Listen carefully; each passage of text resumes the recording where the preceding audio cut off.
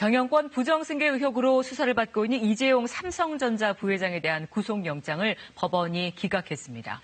영장 심사 결과 오늘 새벽에 나왔는데요. 취재기자 연결해 자세히 알아보겠습니다. 자, 방준호 기자, 법원이 밝힌 기각 사유 뭐였습니까?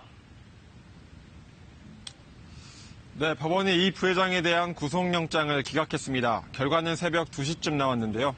서울중앙지법 원정숙 영장 전담 부장판사가 심사를 시작한 게 어제 10시 반이니까 15시간 좀 넘게 걸린 겁니다. 이 부회장과 함께 영장이 청구된 옛 삼성 미래전략실 최지성 전 실장과 김종중 전 전략팀장에 대한 구속영장도 함께 기각됐습니다. 구속영장이 기각되자 이 부회장은 새벽 2시 45분쯤 대기하고 있던 구치소 밖으로 나왔습니다. 이 부회장은 심경을 묻는 기자들의 질문에 늦은 시간까지 수고 많으셨다라고 답변하고 준비된 차량을 타고 구치소를 떠났습니다. 기각 사유를 살펴보면요.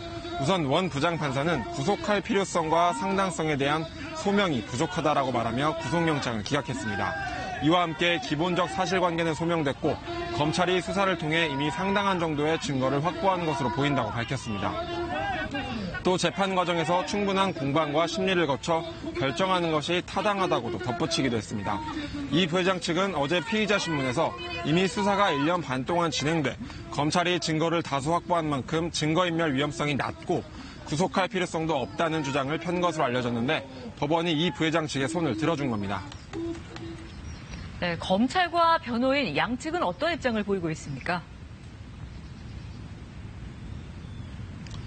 네, 우선 검찰은 법원의 기각 결정이 아쉽다면서도 법과 원칙에 따라 향후 수사에 만전을 기할 것이라고 밝혔습니다.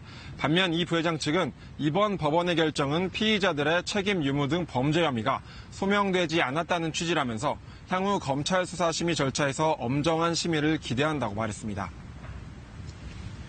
이 부회장 측은 얼마 전에 수사심의위원회도 열어달라고 요청을 했었는데 이번 영장 심사 결과 영향을 끼칠 수도 있겠네요. 네, 그렇습니다. 이재용 부회장은 관련 사건의 공소제기 타당성을 검찰 외부위원들이 검토해달라며 수사심의위원회 소집을 요청했는데요.